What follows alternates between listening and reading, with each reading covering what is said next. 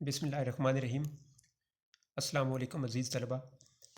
ہم نے اپنے پہلے لیکچر میں اپنے نصاب میں شامل پہلے سبق ہجرت نبوی صلی اللہ علیہ وآلہ وسلم کا پہلا آدھا حصہ پڑھا تھا، اور اس کے ساتھ ساتھ ہم نے ہجرت نبوی صلی اللہ علیہ وآلہ وسلم کے مصنف یعنی ہجرت نبوی صلی اللہ علیہ وسلم لکھنے والے علامہ شبلی نعمانی کا مختصر سا تعارف بھی کیا تھا۔ آج ہم اپنے دوسرے لیکچر میں سبق کا جو دوسرا حصہ ہے اس کو پڑھنے جا رہے ہیں، تو توجہ کیجیے گا۔ کفار نے جب آپ صلی اللہ علیہ وآلہ وسلم کے گھر کا محاصرہ کیا، محاصرہ کا مطلب گھراؤ کیا، اور رات زیادہ گزر گئی تو قدرت نے ان کو بے خبر کر دیا۔ حضرت صلی اللہ علیہ وآلہ وسلم ان کو سوتا چھوڑ کر باہر آئے، کعبے کو دیکھا اور فرمایا، مکہ تو مجھ کو تمام دنیا سے زیادہ عزیز ہے، پیارا ہے، لیکن تیرے فرزند مجھ کو رہنے نہیں دیتے۔ فرزند سے مراد بیٹے۔ حضرت ابو بکر رضی اللہ تعالیٰ عنہ سے پہلے قرارداد ہو چکی تھی۔ دونوں صاحب پہلے جبل سور کے غار میں جا کر پوشیدہ ہوئے۔ جبل سور، سور کا پہاڑ، جبل کا مطلب پہاڑ، پوشیدہ ہوئے، چھپ گئے۔ یہ غار آج بھی موجود ہے اور بوسہ گاہ خلائق ہے۔ بوسہ گاہ خلائق کا مطلب ہے مخلوق کے بوسہ لینے کی جگہ، یا وہ جگہ جہاں لوگ بوسہ لیتے ہیں۔ حضرت ابو بکر رضی اللہ تعالیٰ عنہ کے بیٹے عبداللہ جو نوخیز جوان تھے، شب کو غار میں ساتھ ہوتے۔ صبح منہ اندھیرے شہر چلے جاتے اور پتہ لگاتے کہ قریش کیا مشورے کر رہے ہیں۔ حضرت ابو بکر کا بیٹا عبداللہ جو ابھی جوان ہو رہا تھا، وہ کیا کرتا، وہ شب کے وقت یعنی رات کو وہ غار میں آ جاتا، شہر کی ساری صورتحال سے آگاہ کرتا، اور پھر صبح سویرے جب کچھ اندھیرا باقی ہوتا وہ واپس شہر چلا جاتا، تاکہ یہ معلوم کر سکے کہ قریش آپ صلی اللہ علیہ وآلہ وسلم کے حوالے سے کیا مشورے کر رہے ہیں۔ جو کچھ خبر ملتی شام کو آ کر حضرت صلی اللہ علیہ وآلہ وسلم سے عرض کرتے۔ حضرت ابو بکر رضی اللہ تعالیٰ عنہ کا غلام کچھ رات گئے بکریاں چرا کر لاتا، اور آپ صلی اللہ علیہ وآلہ وسلم اور حضرت ابو بکر رضی اللہ تعالیٰ عنہ ان کا دودھ پی لیتے۔ 3 دن تک صرف یہی غذا تھی، لیکن ابن حشام نے لکھا ہے کہ روزانہ شام کو اسماء رضی اللہ تعالیٰ عنہا گھر سے کھانا پکا کر غار میں پہنچا آتی تھیں۔ اسی طرح 3 راتیں غار میں گزاریں۔ حضرت اسماء حضرت ابو بکر صدیق رضی اللہ تعالیٰ عنہ کی بڑی صاحبزادی تھیں۔ صبح قریش کی آنکھیں کھلیں تو پلنگ پر حضرت صلی اللہ علیہ وآلہ وسلم کی بجائے جناب امیر تھے۔ جناب امیر سے مراد حضرت علی رضی اللہ تعالیٰ عنہ۔ ظالموں نے آپ کو پکڑا اور حرم میں لے جا کر تھوڑی دیر محبوس رکھا اور چھوڑ دیا۔ محبوس رکھا، قید کیے رکھا۔ پھر حضرت صلی اللہ علیہ وآلہ وسلم کی تلاش میں نکلے، ڈھونڈتے ڈھونڈتے غار کے دہانے تک آ گئے۔ دہانے کا مطلب سرا، کنارہ۔ آہٹ پا کر حضرت ابو بکر رضی اللہ تعالیٰ عنہ غمزدہ ہوئے۔ آہٹ کا مطلب قدموں کی آواز، کہ جیسے ہی قدموں کی آواز سنائی دی تو حضرت ابو بکر صدیق پریشان ہو گئے، غمگین ہو گئے، اور حضرت صلی اللہ علیہ وآلہ وسلم سے عرض کیا کہ اب دشمن اس قدر قریب آ گئے ہیں کہ اگر اپنے قدم پر ان کی نظر پڑ جائے تو ہم کو دیکھ لیں۔ آپ نے فرمایا، لا تحزن ان اللہ معنا، گھبراؤ نہیں، بے شک اللہ ہمارے ساتھ ہے۔ قریش نے اشتہار دیا تھا کہ جو شخص محمد صلی اللہ علیہ وآلہ وسلم کو یا ابو بکر رضی اللہ عنہ کو گرفتار کر کے لائے گا، اس کو ایک خون بہا کے برابر یعنی 100 اونٹ انعام دیا جائے گا۔ خون بہا کا مطلب خون کا بدلہ، قتل کا بدلہ۔ سراقہ بن جاشم نے سنا تو انعام کی امید میں نکلا، عین اس حالت میں کہ آپ روانہ ہو رہے تھے۔ اس نے آپ کو دیکھ لیا اور گھوڑا دوڑا کر قریب آ گیا، لیکن گھوڑے نے ٹھوکر کھائی، وہ گر پڑا۔ ترکش سے فال کے تیر نکالے کہ حملہ کرنا چاہیے یا نہیں۔ ترکش بیٹا تیر رکھنے کا خول۔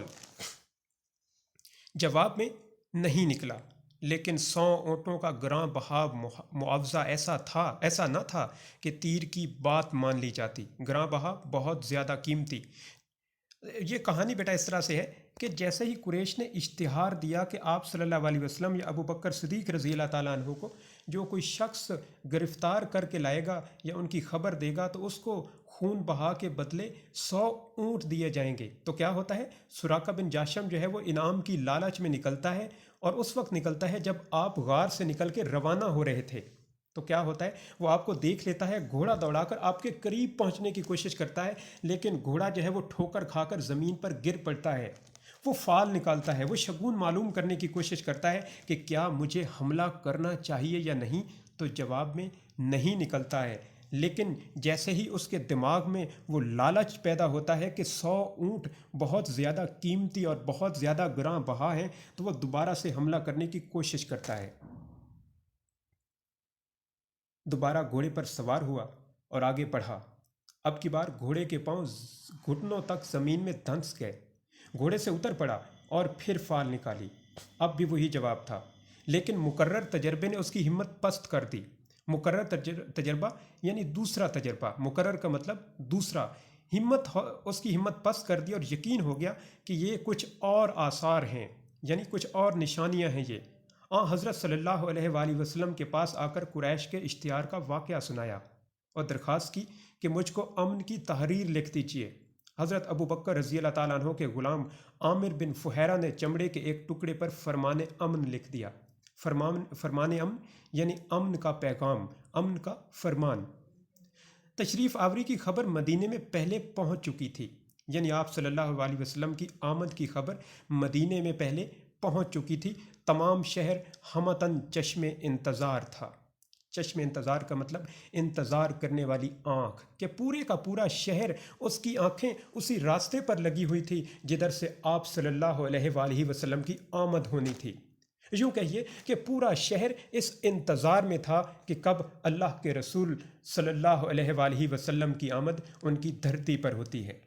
معصوم بچے فخر اور جوش میں کہتے پھرتے تھے کہ پیغمبر آ رہے ہیں۔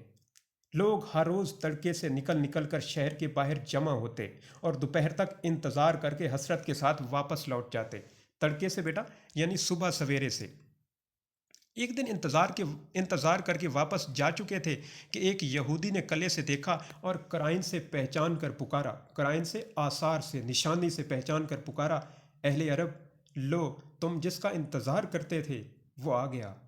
تمام شہر تکبیر کی آواز سے گونج اٹھا، یعنی تمام شہر میں اللہ اکبر کی صدائیں بلند ہونے لگیں۔ تو بیٹا یہاں ہمارا سبق جو ہے وہ مکمل ہو جاتا ہے۔ آج ہم اس کے مشقی سوالات اور اس کے ساتھ تھوڑا سا معروضی حصہ اس کے ساتھ ہی حل کر لیتے ہیں، جبکہ سبق کا خلاصہ اور سیاق و سباق کے حوالے سے اس کی تشریح کا پیراگراف جو ہے وہ انشاءاللہ ہم اگلے لیکچر میں کریں گے۔ تمام جو آج ہم نے آدھا سبق پڑھا اس کے اندر جتنے بھی مشکل الفاظ تھے ان کی معنی جو ہے وہ آپ کی سکرین پر موجود ہیں، آپ ان کو نوٹ کر لیجئے گا۔ جی بیٹا اب مشق کی طرف آتے ہیں۔ پہلا سوال جس میں مختصر سوالات ہیں، ہم نے ان کے مختصر جوابات لکھنے ہیں۔ پہلا سوال، ہجرت نبوی صلی اللہ علیہ وآلہ وسلم سے کیا مراد ہے؟ اس کا جواب ہے کفار مکہ کے مظالم کے باعث آپ صلی اللہ علیہ وآلہ وسلم کا مکہ سے مدینے چلے جانا ہجرت نبوی کہلاتا ہے۔ دوسرا، رسول پاک صلی اللہ علیہ وآلہ وسلم نے نبوت کے کون سے سال ہجرت فرمائی؟ آپ صلی اللہ علیہ وآلہ وسلم نے نبوت کے 13ویں سال ہجرت فرمائی۔ تیسرا جو ہے بیٹا، حضرت امیر سے کون سی شخصیت مراد ہیں؟ حضرت امیر سے مراد حضرت علی رضی اللہ تعالیٰ عنہ ہیں۔ اگلا سوال، رسول پاک صلی اللہ علیہ وآلہ وسلم نے حضرت علی سے کیا ارشاد فرمایا؟ آپ صلی اللہ علیہ وآلہ وسلم نے حضرت علی سے فرمایا مجھے ہجرت کا حکم ہو چکا ہے، میں آج مدینے روانہ ہو جاؤں گا، تم میرے پلنگ پر میری چادر اوڑھ کر سو رہو، صبح کو سب کی امانتیں جا کر واپس دے آنا۔ اگلا سوال ہے حضرت اسماء کون تھیں؟ حضرت اسماء حضرت ابو بکر صدیق رضی اللہ تعالیٰ عنہ کی بڑی بیٹی تھیں۔ اس سے اگلا سوال ہے قریش نے رسول پاک صلی اللہ علیہ وآلہ وسلم اور حضرت ابو بکر صدیق رضی اللہ تعالیٰ عنہ کو گرفتار کرنے کا کیا انعام مقرر کیا؟ قریش نے دونوں حضرات کی گرفتاری پر 100 اونٹوں کا انعام مقرر کیا۔ اور اگلا سوال ہے بیٹا کہ سراقہ بن جاشم کیسے طائب ہوا؟ سراقہ بن جاشم رسول پاک صلی اللہ علیہ وآلہ وسلم اور حضرت ابو بکر صدیق کو گرفتار کرنے کی نیت سے ان کے قریب پہنچا تو اس کے گھوڑے کے پاؤں زمین میں دھنس گئے۔ اس نے نبی کریم صلی اللہ علیہ وآلہ وسلم سے امان طلب کی اور امان نامہ لکھوا کر واپس چلا گیا۔ سوال نمبر 2 ہے بیٹا، یہاں ہم نے جو ہے وہ خالی جگہ مکمل کرنی ہے، تو یہ خالی جگہ آپ کے سامنے میں نے پر بھی کر دی ہے، تو ایک بار اس کو پڑھ لیتے ہیں۔ حافظ عالم نے مسلمانوں کو دارالامان مدینہ کی طرف رخ کرنے کا حکم دیا۔ نبوت کا 13واں سال شروع ہوا اور اکثر صحابہ مدینے پہنچ چکے۔ تو وحی الہی کے مطابق حضرت صلی اللہ علیہ وسلم نے بھی مدینے کا عزم فرمایا۔ اس وقت بھی آپ کے پاس بہت سی امانتیں جمع تھیں۔ جناب امیر کو معلوم ہو چکا تھا کہ قریش آپ کے قتل کا ارادہ کر چکے ہیں۔ حضرت ابو بکر سے پہلے قرارداد ہو چکی تھی۔ اسی طرح 3 راتیں غار میں گزاریں۔ سوال نمبر 3، اس میں درست اور غلط جواب کی نشاندہی کرنی ہے جو آپ کے سامنے کر دی گئی ہے۔ اس سے اگلا سوال بیٹا، یہ کالم ہے، اس کو آپ نے ایک دوسرے کے ساتھ ملانا ہے، اور اس کے سے اگلا جو سوال ہے وہ واحد جمع کا ہے۔ ہدف کی جمع ہے اہداف، رائے کی جمع رائیں، قبیلہ کی جمع قبائل، جھنکار کی جمع جھنکاریں، زنجیر کی جمع زنجیریں۔ اچھا بیٹا، آخر میں میں ایک بات کی وضاحت کر دوں۔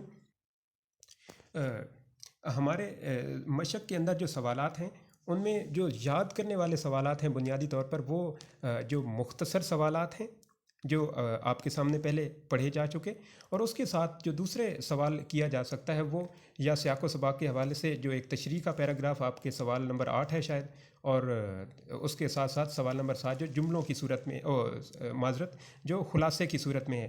آپ نے بنیادی طور پر 3 چیزوں پر غور کرنا ہے کہ سبق کا خلاصہ آپ کو یاد ہونا چاہیے، سیاق و سباق کے حوالے سے تشریح یاد ہونی چاہیے، اور تیسرے نمبر پر آپ کو جو مشقی سوالات ہیں وہ یاد ہونا چاہیے۔ عام طور پر آپ کے پرچے کے اندر یہ معروضی حصہ اس میں جس میں خالی جگہ ہے، واحد جمع ہیں، یہ غلط صحیح سوالات ہیں یا کالم وغیرہ ہیں، یہ نہیں آتے۔ یہ واحد جمع مذکر مؤنث وغیرہ جو ہیں یہ آپ کے قواعد و انشاء والے حصے سے آتے ہیں۔ تو جی بیٹا، اسی کے ساتھ ہمارا آج کا لیکچر جو ہے یہ مکمل ہوا۔ آپ نے توجہ کے ساتھ اس کو سننا ہے، سبق کو پڑھنا ہے اور اس کی مشق کو حل کرنے کی کوشش کرنی ہے۔ بہت شکریہ، بہت مہربانی، خوش رہیے۔